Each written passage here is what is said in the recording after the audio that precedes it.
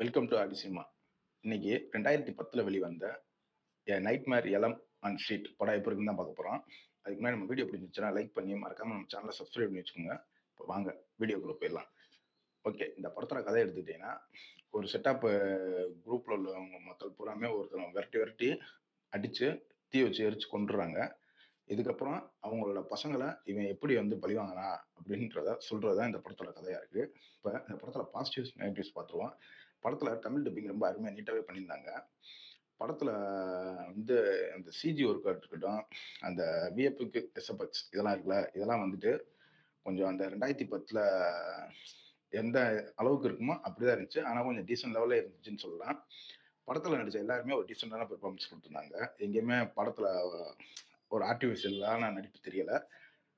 படத்துல அந்த கொலைகள் நடக்கும்போதும், அந்த ஹாரர் எலிமெண்ட்ஸ் இதெல்லாம் படத்துல நல்லாவே ஒர்க் ஆயிருந்துச்சு.